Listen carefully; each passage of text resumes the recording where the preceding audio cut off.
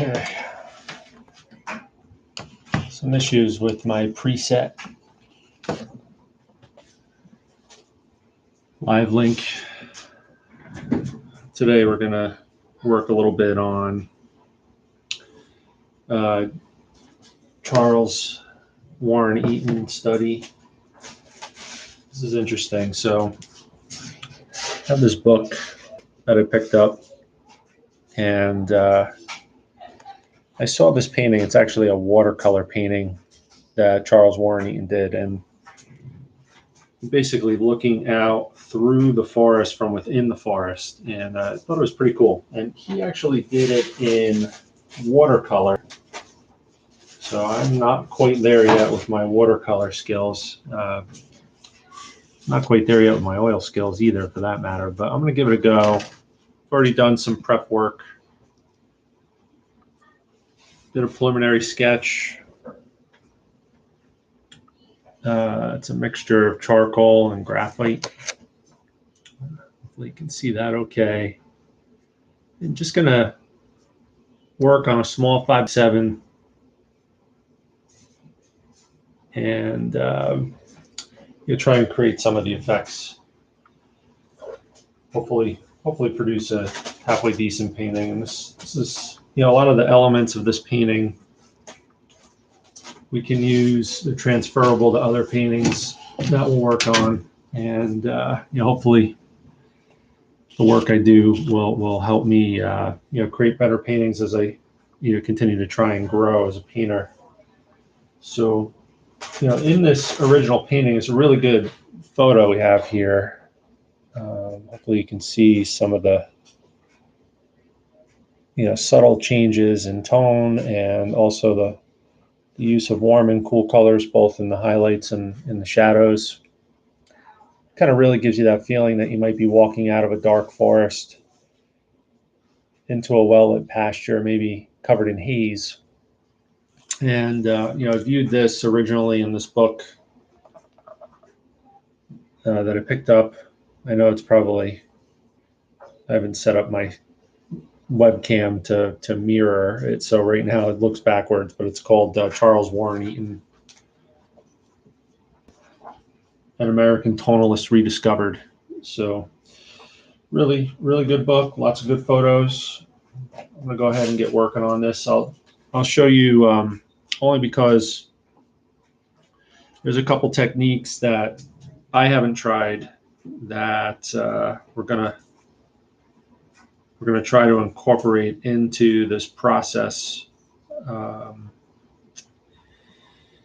actually have like a swap painting, which is a little bit more dry, a little further along. It's an underpainting. So I'll start the underpainting here, and then I'll swap in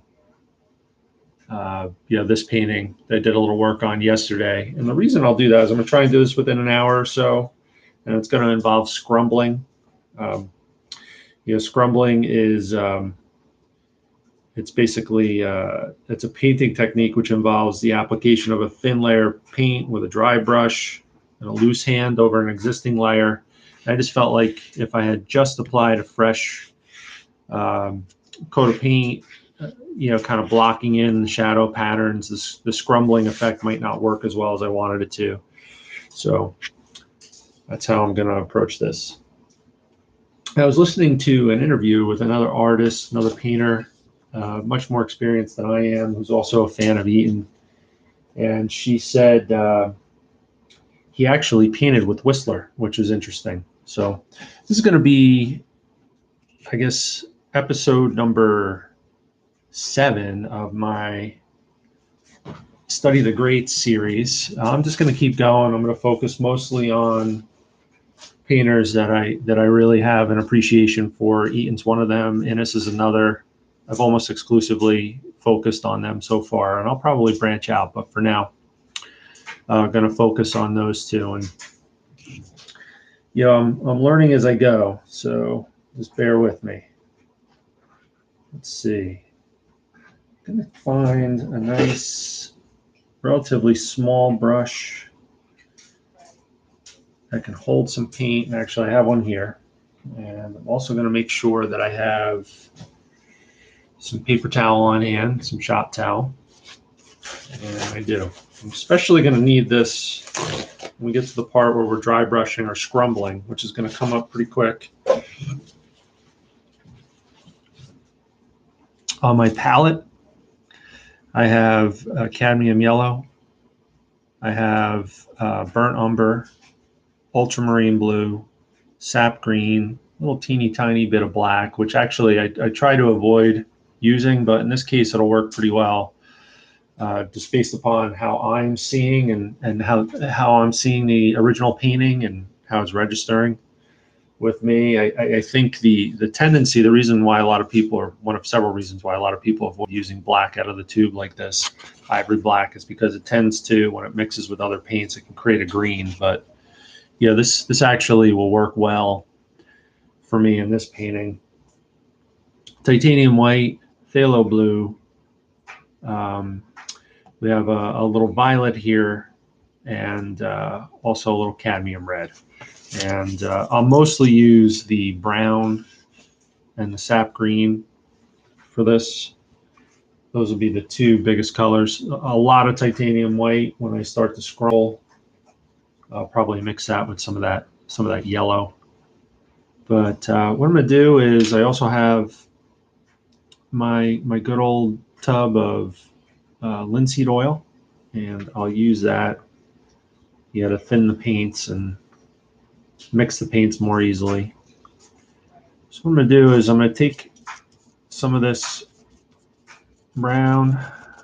I'm going to put a little bit of the ultramarine blue in there. It's going to cool it off a little bit. Brown is a warmer color. Does have red in it. Real thin. You could see that. If I were to go ahead and tilt this plate up, it would probably run a little bit. It's almost like watercolors. So what I'm going to do is try to avoid intersecting the center lines, both vertically and horizontally. So we know that's right about there. We know that in this painting there are a couple of different planes that we're working with, and I'll show you real quick if I can get this lined up right.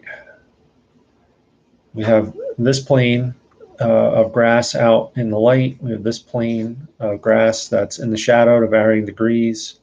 So what I'm going to do is I'm going to start putting in the darker spots, and I'll be a little liberal in as far as applying paint to cover these areas too, where it's a little lit by the haze covered sunshine. What I'll do is I'll use my paper towel to wipe that off in order to create a lighter surface there. And then just a few minutes I'll swap in. So we have that center line, and then we have the two planes of grass, and they're not real level. By the way, I'm painting this on a board that I created. It's a birch piece of birch plywood, and there's 3 layers of gesso and a layer of oil paint. And I let it dry, and I just like the texture that we get. And I'm just going to create some variance in that front plane.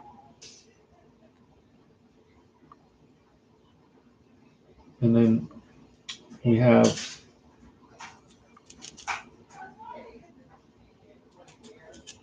some trees that come up here to the left.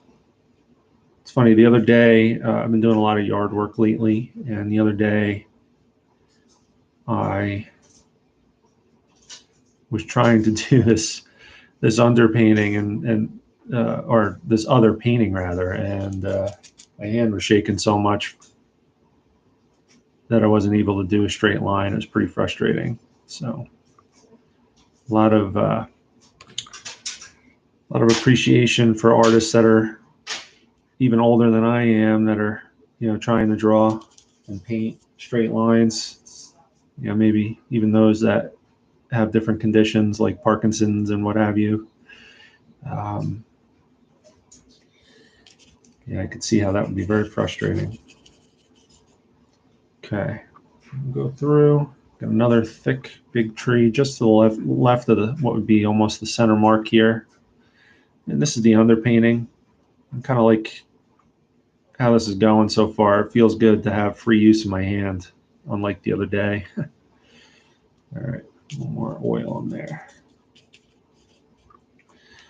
Got a couple smaller trees going, but then we have this tree that's off to a slant. Now with these studies, I am not looking to create a carbon copy of the original painting. Really what I'm trying to do is experiment. And there's plenty of times where I'll fall completely on my face with one aspect of a painting or another, and that's okay.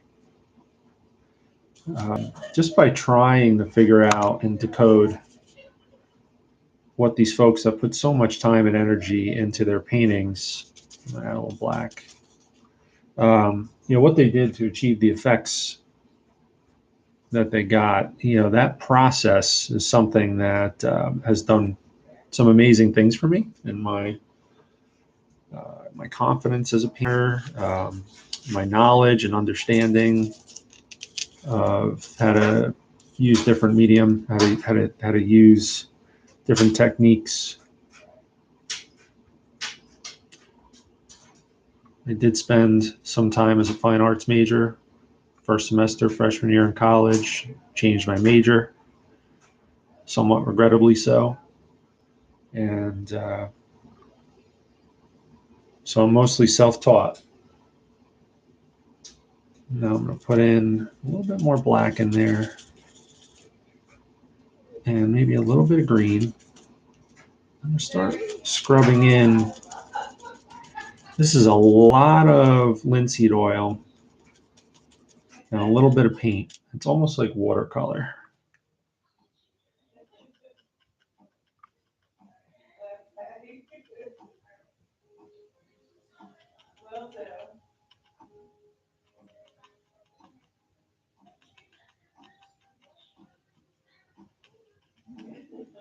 I'm probably going to do this painting twice, no matter how this exercise turns out for me here, just because, when you rework a painting and maybe do a scene more than once, it really does wonders for, at least for most people, from what I understand, and myself included, with your ability to translate a feeling that you might get from a scene. It really does wonders to, work through it more than once.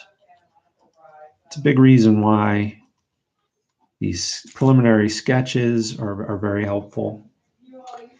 Okay, I'm going to try and put a little bit of white in there, only because these trees from the background, we're going to do some of that scrumbling to push them back even further, but they are way, way, way back there. And there's a couple right here.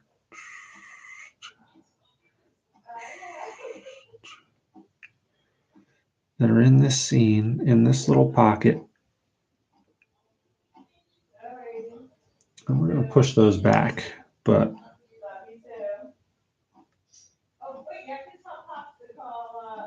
there we go.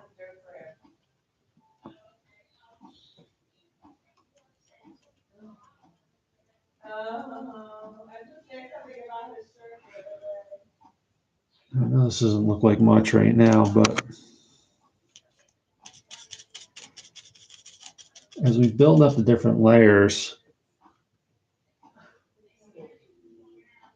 we'll get close to creating the same kind of melancholy, if you will, that we see in Eaton's painting. Again, he did it in watercolor. We're doing this in oil paints. So the other thing too is I'm gonna add a little bit more green, let that run into this pile.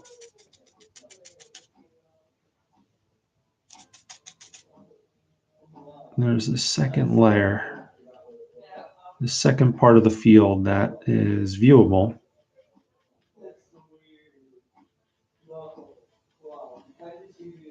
Out in the light, a little less than halfway down. We want to make sure we don't violate that tenet of design and composition. Try not to intersect those center lines. It's not a hard, fast rule. People do successfully violate it, but yeah, Eaton's actually one of them.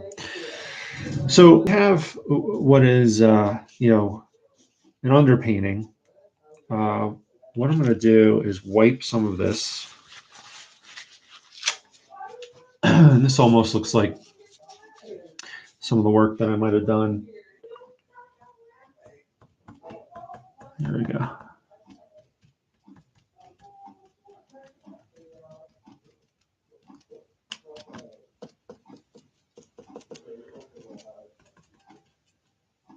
There we go. Just going to wipe some of this up. It's just a little too wet. And we just want a little wash.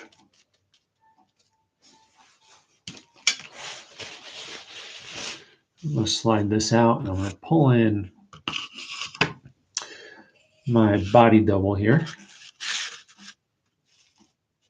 Okay, and then we're going to get some of that dry brushing or that scrumbling. All right, I'm just going to find a nice round brush. There we go.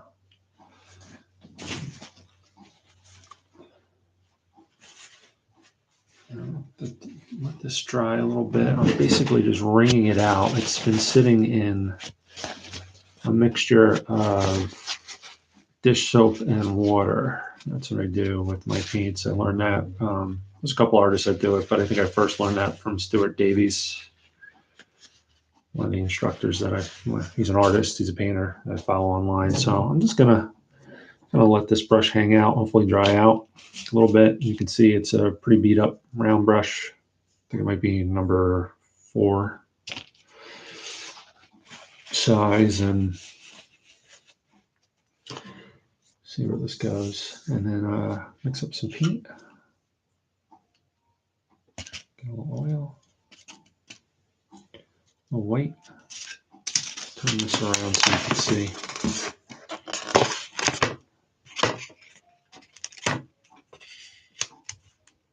It's old titanium white. And we get a little bit of yellow.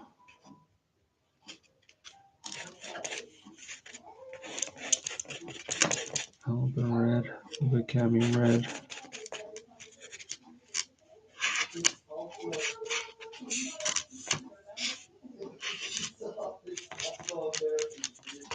All right, I want to get like a peachy color white.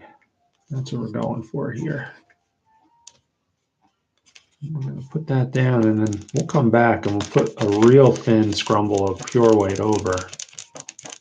We're going right now for a peachy white. I want a couple layers.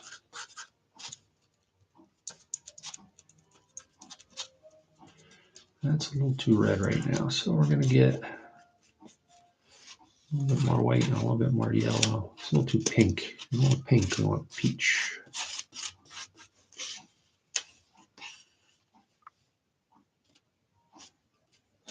That might be a little too much.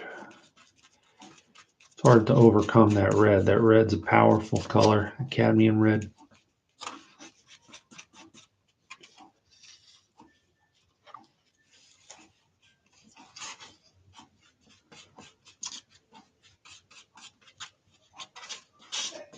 Bless you.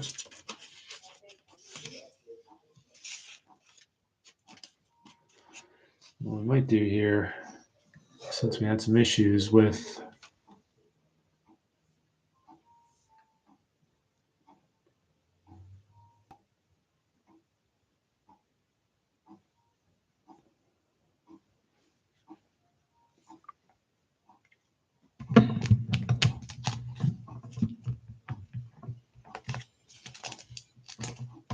our stream, try and use Instagram too. We'll see how this goes.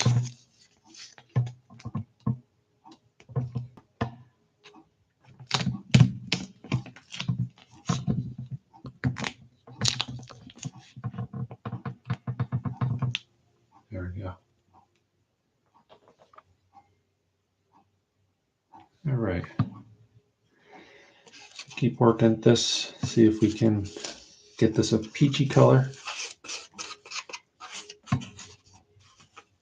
And this is what we're going to dry brush in. Need to be a little whiter.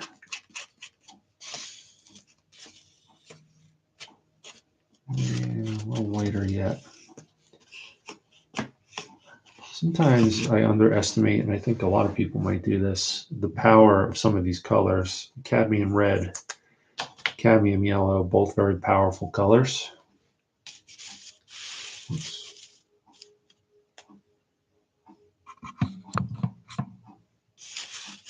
There we go.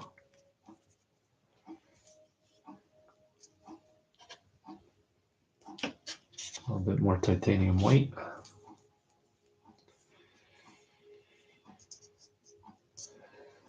Yeah, so I'm doing a Charles Warren Eaton study, basing it on this painting here, which he did in watercolor. Always tends to go better when we prep. So I did this sketch, and earlier on, I had some issues with connectivity. I painted this live, which is a preliminary kind of underpainting, and I have this swap in right here, which has a couple layers on it already. I just was hoping to get this done in an hour or so. Still might do it. What I'm going to do is what's called I think a scrumble, where it's a relatively opaque paint. We're going to use it to push some of the scenery back a little bit, hopefully create a three-dimensional illusion. And I want to start warm, which is why I have red and yellow in this white to create this peachy white, which you see here. And then I'll add a cooler white over it. It's generally with oil paints easier to start warm and then push the paint color to a cooler color. So what I'll do is I'll start warm with this peachy red, try and dry brush it on, and we'll come back over the top of it and cool it off a little bit with almost a pure white. That's the plan. We'll see how it works out. I've never tried to recreate effects that were originally done in watercolor like this painting was by Eaton in oil. I'm not a very good watercolorist. Working on it. All right, so dry brush, dry brush.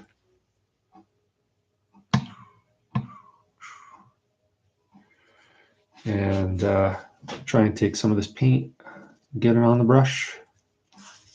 I'm just going to blot it out. I want very little paint on the brush, very little, because we don't want to destroy this painting, and we don't want the paint to mix. It is already too much, but we want to lighten that background area up,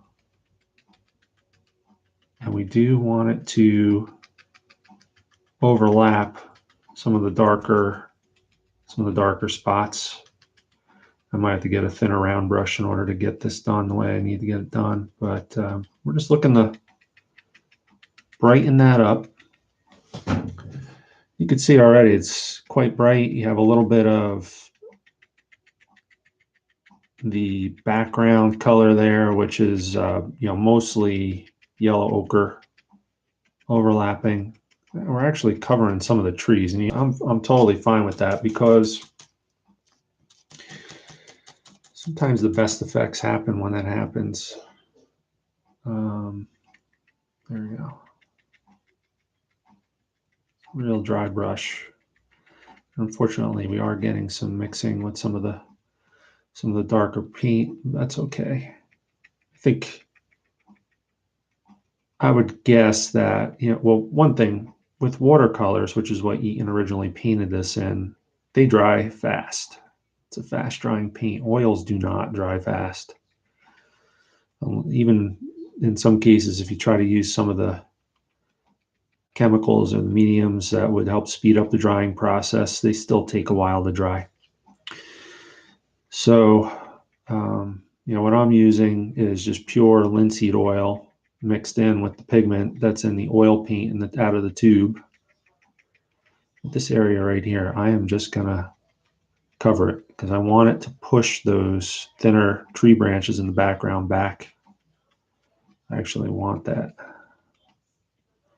I'm going here. We have some mixing of the paint, that brown, the darker paint, and this lighter white, pinkish white, or peach white. Mixing over the limbs. That's okay, because I'm going to come back over with dark paint and reestablish those.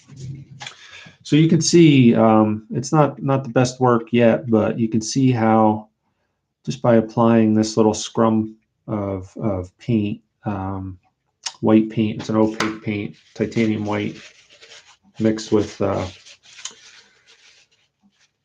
red and yellow to create like this peachy color. You can see it's pushing, it's covering those trees. It almost looks a little bit like there's some atmosphere covering them. It's pushing them back. And what I'm going to do is just take some of it off. In an ideal world, the underpainting would have been 100% dry at this point for me, but that's just not what we're dealing with. So that's fine. I'm going to take out some other tools. For these small paintings, actually for all paintings, it's amazing what a versatile tool cotton swabs are. So I'm going to go ahead and use my cotton swab. See if I can get some of the similar dry brushing effects in. Just to get some of these thinner areas. There you go.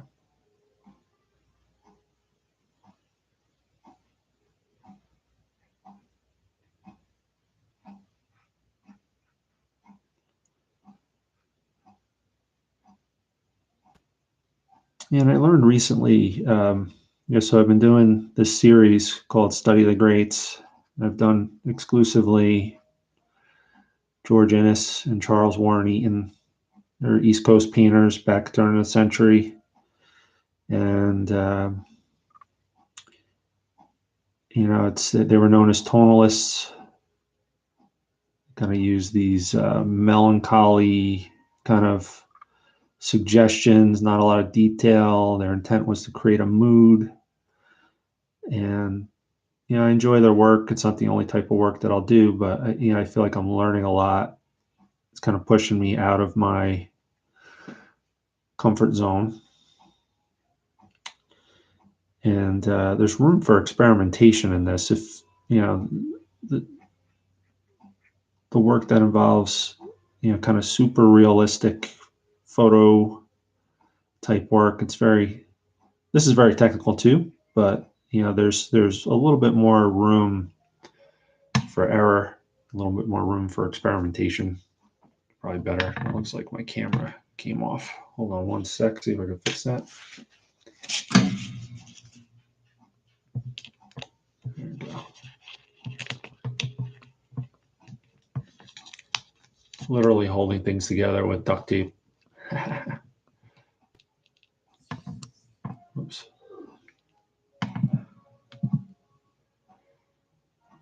Oops.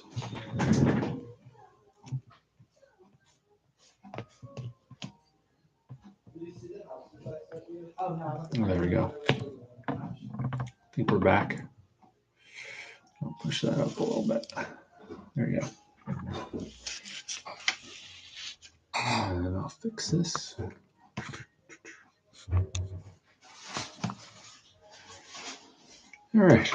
So we have the dry brushing, and this is really the process. What we'll do is we'll start to push and pull. We'll use these colors to push some of the background elements into the background, and we'll add warm colors to pull things forward. We'll just go back and forth like a weaving process. What we want to do now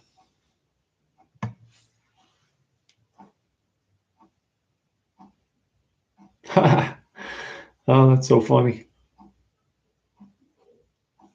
View request. Okay. Go live with Rebecca Smith more screen. I don't know what this is. We'll see how this goes. Hi guys. So what I'm going to do is mix up some green. So this is, I don't know if you could see this or not, but it's sap green right out of the tube.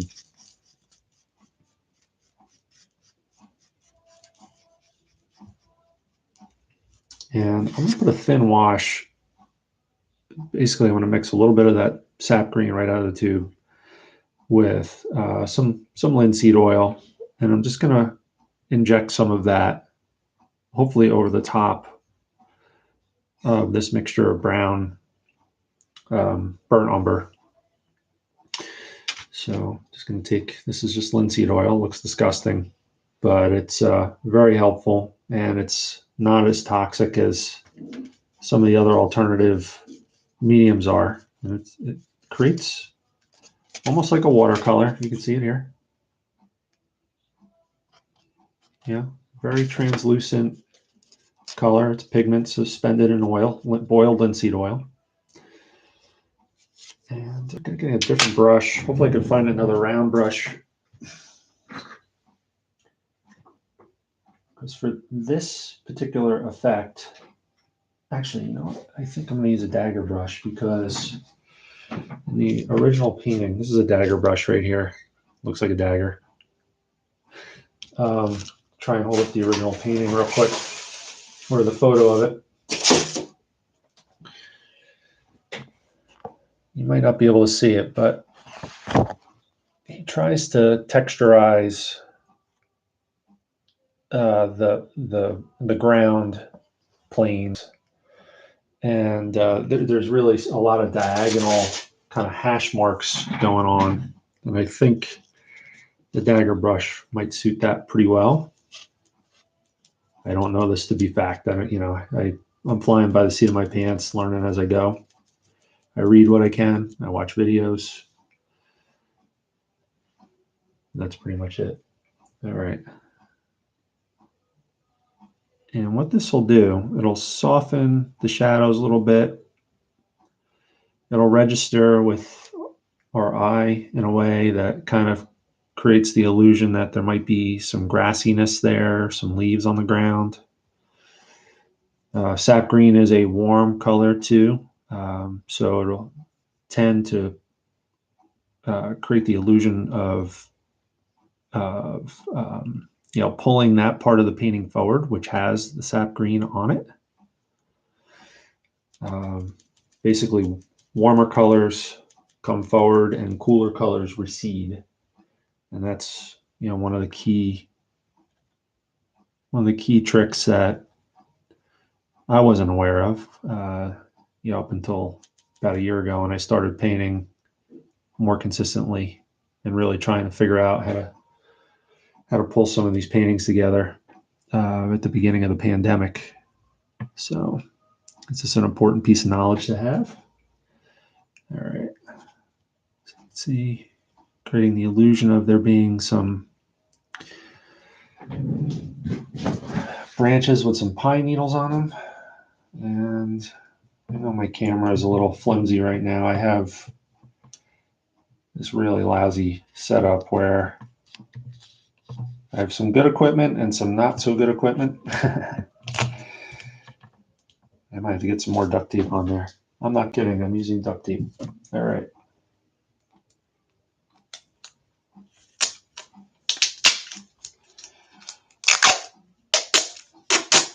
So there are a lot of folks that paint that are very, very picky, borderline perfectionists, and it probably serves them well. I'm not, because I think it's almost a defense mechanism. Sorry about my finger over the camera there. I feel like if I focus too much on getting everything perfect, I'd probably drive myself nuts. So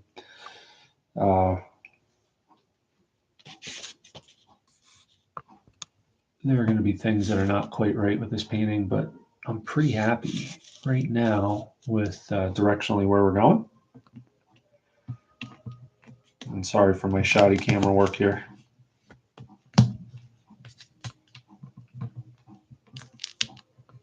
All right. Hopefully I won't bump that again. All right. I'm going to come through again with another pass of this peachy white, just with the Q-tip. So I just want to make sure that there's enough of it in here to kind of create the illusion of this light peeking through the trees. Oops, went a little too low with that one. That's okay. One of the nice things about this kind of painting, it's very forgiving, and in that you could fix any mistakes you make.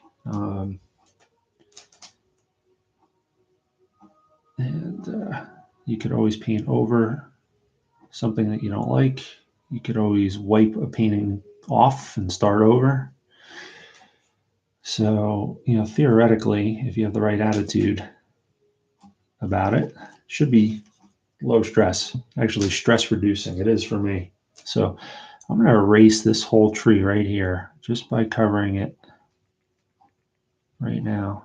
There's a little bit of a wider gap in the original painting, and I like it. So I'm going to keep it as is. I don't know what I was thinking when I added that additional tree. Just keep going through. And again, this is like a weaving process. Go from background to foreground, the atmospheric light to the scrubby brush and the foliage. Just look and see where you might need something to bring the painting forward and improve the painting, and that's it.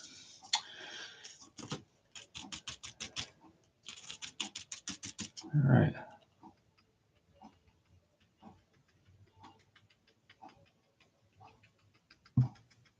What happened there? You could see. I don't know if it was noticeable, but I see it. The underpainting actually came through a little bit in some areas. So I applied the initial kind of wash of dry brush with this lighter color, and the underpainting actually soaked through and dulled it a little bit. Okay. So now what I'm going to do is I'm actually going to go through in this area, which is like the middle ground in this painting. You have the foreground in the front, the middle ground, and then the background. Really the background here in this painting is the atmosphere, and maybe these trees. I'm going to go ahead and tint that a little bit. There is a greenish color meant to indicate some grass and whatnot in the original painting. There are some little bit of almost like a yellow and also some blues. It's mostly dominated by the greens and the blues, which will help us push that plane back into the distance and create the illusion of it going back in the distance. So for that, I'm going to use a ultramarine blue. Actually, no, I'm going to use a phthalo blue mixed with green. You gotta be careful with phthalo blue. It's very powerful. A little bit of white, more green, and I'm mixing this right up with the Q-tip. A little more oil. I want this to be translucent. And I'm going to go through and put this in, and I'll probably wipe this off. You'll see with my paper towel. Right now it's a little too green, which is okay because we're gonna go through and we're gonna add a little bit more, basically the same paint, but we're gonna add some blue. And that'll push it back a little bit further. And you know what? Some of that yellow peeking through that I pointed out in the original painting is going to be taken care of, not all of it, but a lot of it's going to be taken care of by that underpainting that I have on this board. It's going to come through. So I won't have to do much there, which is always good. I don't want to work too hard at this. Oops.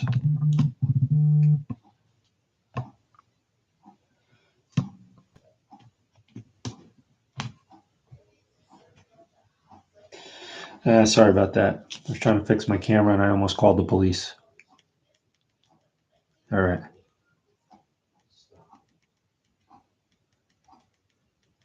There we go. I'm going to add a little bit of blue. I'm going to mix it on this side just so I can keep track. I don't want it to bleed in too much.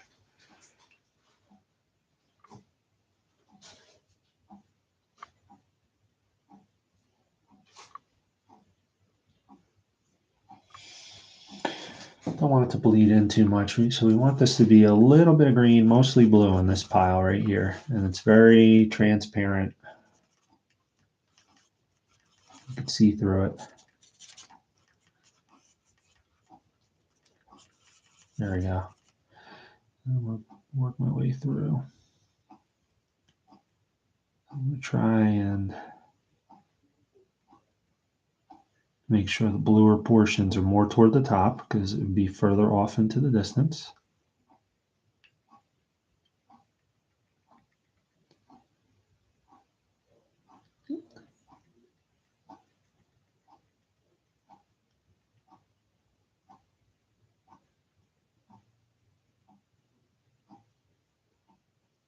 There we go. All right. I'm actually going to work some of that into the foreground as well. And in these pockets where there's a gap in between the trees, it's a little bit lighter. There's a little bit more light shining through, so I'm just going to try and focus on putting it in those areas. There we go. Okay. What I'm going to do, this little paper towel, this is shop towel. You get it in the paint section of the hardware store. I'm going to wipe off some of that in the background. I'm just going to do it by blotting. Just a little too saturated, a little too thick. Oops.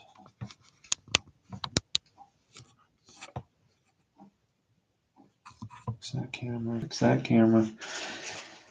All right. And I don't want it quite that thick, quite that saturated. What I'm going to move on to next is I'm going to darken some of those trees. And this is really like a weaving process. I'm just going to keep going back and forth, up and down. Actually, one more thing before I do that. Let me get this some of the same color, only with a little bit more blue, really thin, just to get some of the pine needles and foliage up in this tree right here, this group of trees.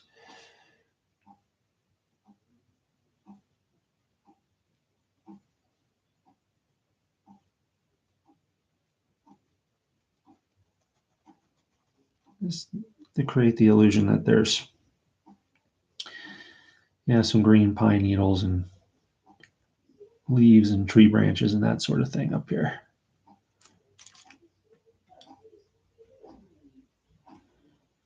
There we go.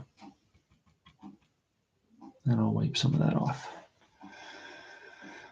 So hopefully, at this point, I know we're a little longer than an hour, but hopefully you can get the sense that, it almost feels like we're in a, kind of thick wooded area coming out into a pasture or an open space where there's some hazy light kind of shining through. That's kind of the feeling, the intended feeling we're hoping to capture. And it's you know, not too different than what Charles Warren Eaton captured in his original painting. And again, we're not looking to create a photocopy. We're looking to, just, it's a study. It's really, the intention here is just to learn and experiment. It kind of goes into your subconscious and, will help inform, future original paintings, that I might do. So what am I going to do now? I'm going to grab this first brush that I had, which is, I don't even know what this is. It's scrubby. Originally was a round brush, but it's pretty beat up. And I am going to get a little bit of burnt umber with a little bit of black. I'm going to add a little bit of ultramarine blue and a lot of oil again. And I'm going to go through on these, oh boy, and just restate some of these trees a little bit. I'll go back over them again, especially those in the foreground. The paint is real wet and thin. It'll take a while to dry, but that's okay. And that's another rule too. With oil painting, you start thin, not necessarily always this thin, and then gradually move to thicker paint as the painting progresses, and it'll just give you a better chance for better outcome. All right, let's see. Did I lose power here? Am I off? I did. All right, that's fine. Keep going.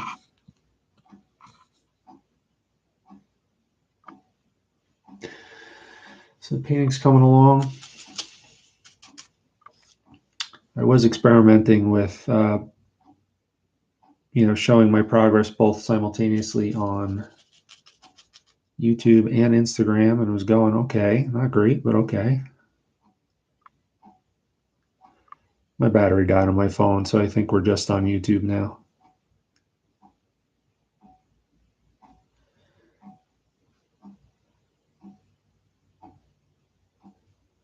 Let's work some of that in. There we go.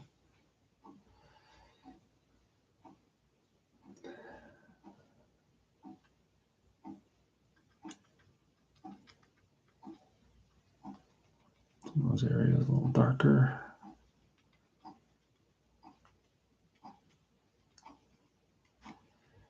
I'll wipe some of those off a little bit too. And then what I'll do is just I'm going to wipe this brush off.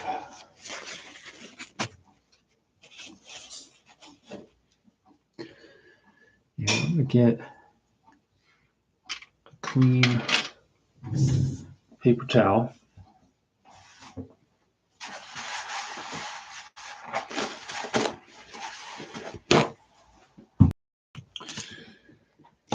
This probably drive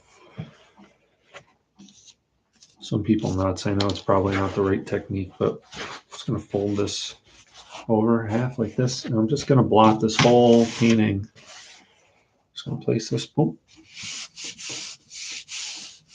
The reason why I'm doing this is a little too much thin paint on there, and I want to continue to build some layers. And let's make it easier if there's less runny paint on there. Fix the camera again. Put this back in.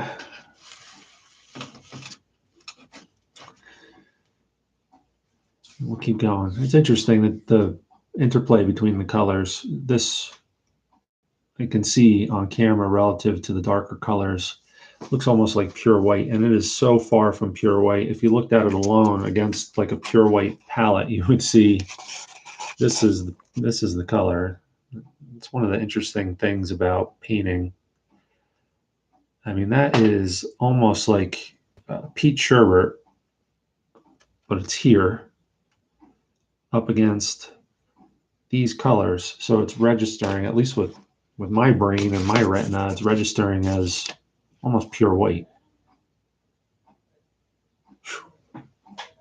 That's crazy. All right. So keep going here. I'm going to add a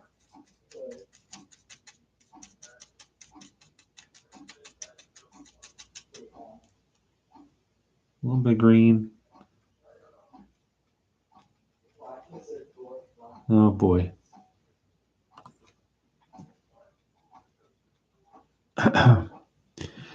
So this thin,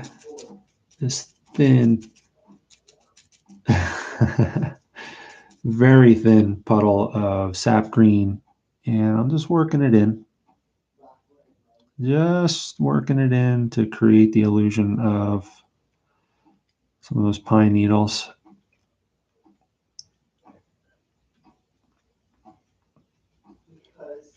And I'm just going to work it in here too, because we have this mishmash of trees at different distances and different heights.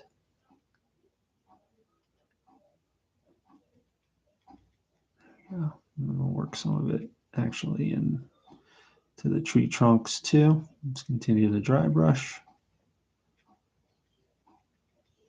It's going to pick up light bounces all over the place in reality. So, if there's green grass and green foliage, it's going to bounce. It's going to beam and bounce. Here we go. All right. So what I might do is also look to build up.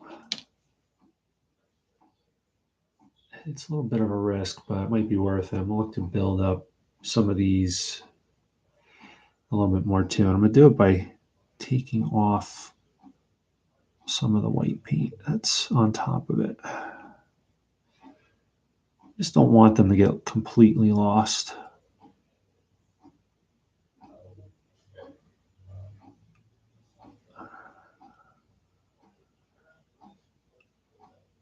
There we go. All right. And then what I'll go through and do is I'll take some of this paint, this darker paint.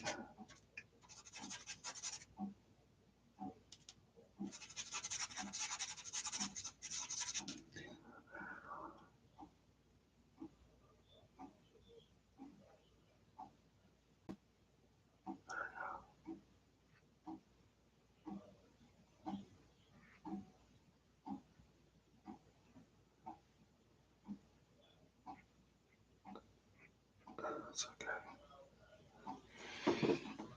Yep. Okay.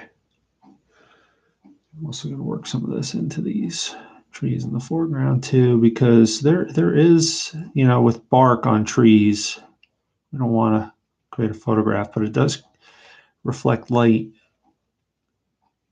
in a way where it creates almost like, to me, it almost seems like reptilian scale sometimes on these white pines. And by the way, Charles Warren Eaton was called by many the pine tree painter. If one of these, I'll probably take a page out of Francis McCarthy, his book, which is a guy that I follow online, and read one of the bios from Artsy. But he painted pine trees so frequently in New York State. He was originally from New York State and Connecticut and New Jersey, where he lived. He lived in Bloomfield, New Jersey, toward the end of his life. And Northeast PA, here where I live, he painted pine trees, white pines, so frequently they call him the pine tree painter. I'm going to go through with more of this.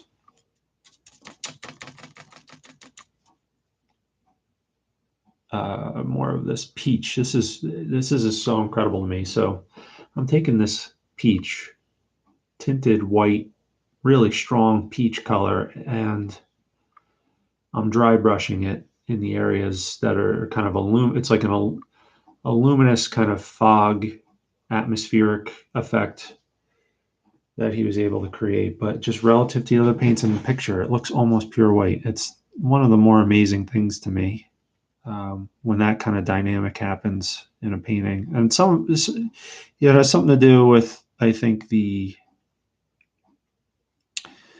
surface I'm painting on, which is handmade birch panel with gesso.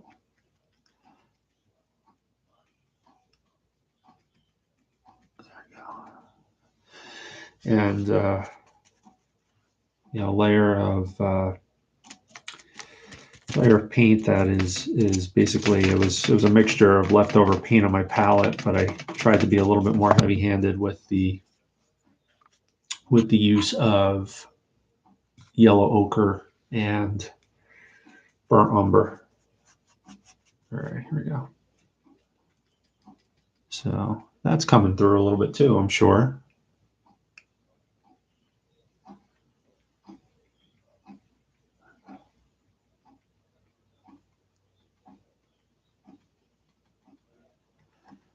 It's funny, in the other room I hear my family. It's Sunday evening, rolling into Sunday evening, and I know we have March Madness going on. All those things are calling me, but it's important to me to get this session in every Sunday. It does set the tone for a good week for me because this is, relaxing kind of vocation. I do sell paintings, but I don't do that as my primary source of income. I'm a 401k wholesaler for a large company, and this is a great way to kind of get my mind right because it's very relaxing in the process of creating these paintings. All right, so let me take a step back real quick. I'll stand up. I'm going to wipe some of that off. A little too heavy-handed here.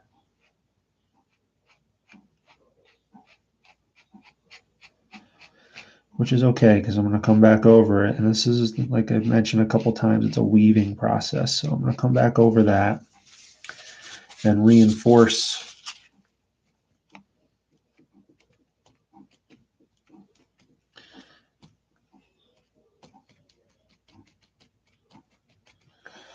There we go. All right. I'll reinforce some of these darker areas. What I'll do is I'll take a Q-tip, which I've been using on and off again. And I'm going to take a mixture of burnt umber black and sap green. And I'm just going to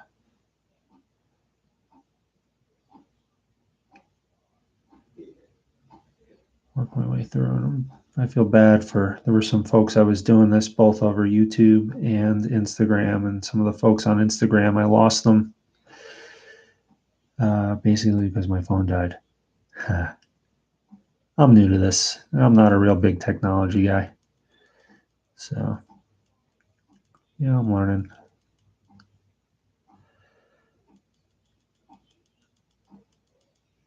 I do enjoy the idea of helping people who might be interested in this to learn to paint. But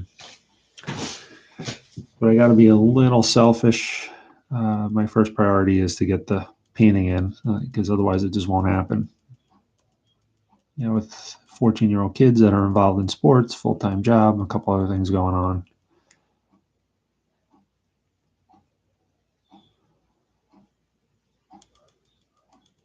If I'm not careful, I could easily end up in a situation where I'm not getting any of my own paintings done, not getting the work in.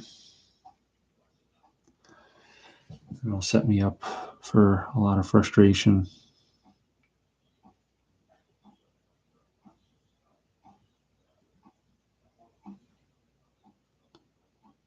I won't be progressing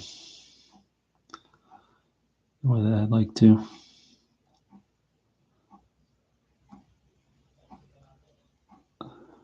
So I did mention I'll be selling paintings. I do sell paintings. This year, I'm going to replicate what I did last year. Portion of the proceeds of each sale will go to help fund the purchase of child-sized face masks for Children's Hospital of Philadelphia. So if you're interested in a painting, it can be one of these little studies that I do or one of my original ones, which you can check out on my site. Just know that, part of the proceeds of the purchase of the sale, not only will you be picking up a painting that you might like if you see one you like, but you'll be helping. We've been working through a foundation called Live Foundation, trying to help families undergoing treatment at Children's Hospital of Philadelphia for various life-altering pediatric ailments for a while. And they hand out masks to everybody that comes to the hospital, and it is a need that they confirm that they still have. It's going to be a longer-term need. A little too heavy-handed there. That's okay.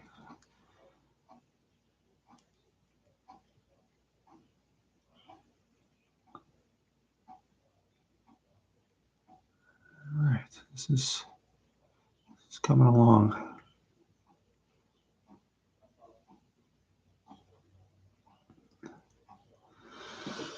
There's a couple things that I'll have to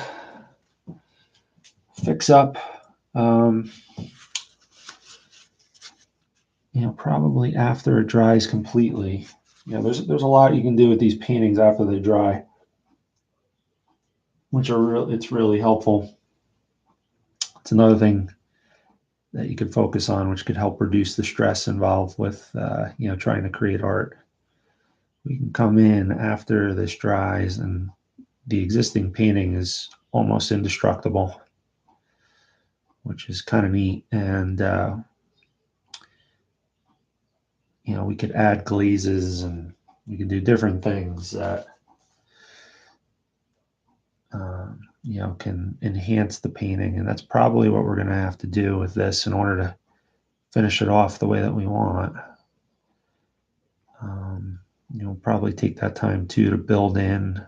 I'll put some of them in now, but there are some branches that kind of go off to the side. I'll wipe some of this before I get too out of hand here. Clean piece of paper towel. And I'm just going to settle this part down a little bit. Right here. Let me do this. I'm going to rip it in half. Fold it. I'm just going to plop this down right here. And there's just a little too much of that white built up. I want to soften it a little bit. I might take a clean cotton blob and do some of that work too. There you go. Just soften it a little bit. There's a little too much consistency, a little too much chroma. We want to create the illusion of little pockets, little holes where the light's creeping through.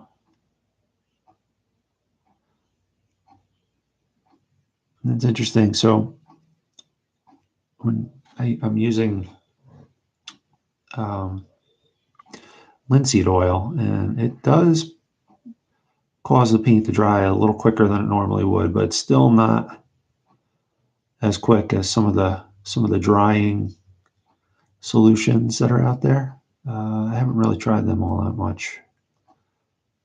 I just I like the idea of not having harsh chemicals around. For myself, I'm allergic to just about everything, and I have a small dog, and I just don't want to deal with it. So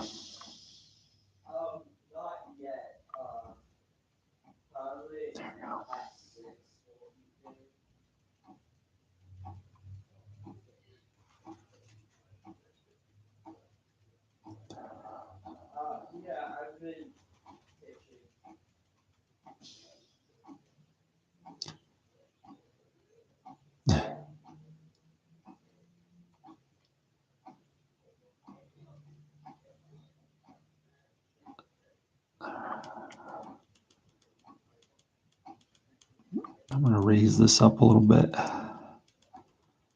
Blend it in a little bit. It's just a little too much of a harsh transition. So I'm going to bring some of the dark into the light and some of the light into the dark. Same thing here. Okay. So it's getting there. I'll look for a little liner brush or a thin flat brush and see if I can get some of those branches in. There's some branches. Here we go. This will do. No, that won't do. Oh, where's my dagger brush? Here it is. Dagger brush will do. I could get some of these branches in. In the painting, there's a branch that comes out like this and like this. And then there's a couple of branches that come out like this. I'm going to soften those. They're a little too harsh.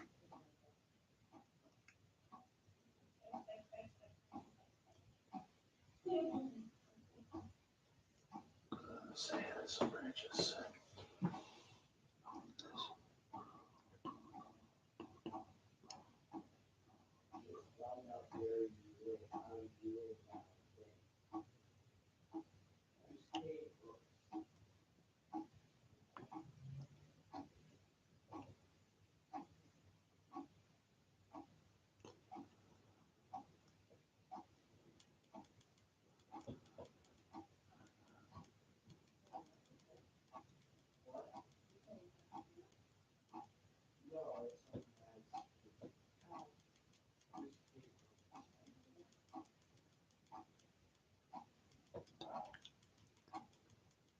There we go. Get a little bit more of a solid effect here on these trees in the background. Oh, my camera keeps, I think it's the vibrations of. So in my setup here, I have a drafting table that was built by my father-in-law, layered with paint. It was a gift, and it just works well for these smaller paintings when I'm trying to videotape. So, but I haven't really mastered the art of setting up my camera yet. So I'll probably have something just a little too loose. All right, so that's a little too dark, but that's okay. What I'm going to do is just build in some hints of a shadow.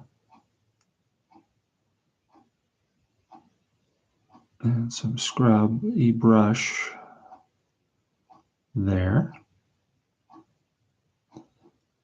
Just take care not to pull it too far up by adding too much chroma and too much of a warm color. And what I'll do is I'll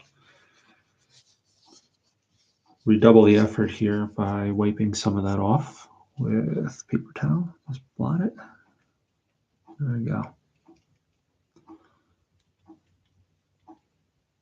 All right, we're close to done, at least for this session. I will have to come back and touch some things up when the paint dries. But there's just only so much I could do right now. We'll add a couple of additional glazes, and I'll post the finished painting on social media and then eventually on my website too. But yeah, this is the Study the Great series. I'm Tom Neiman. It's episode number 7.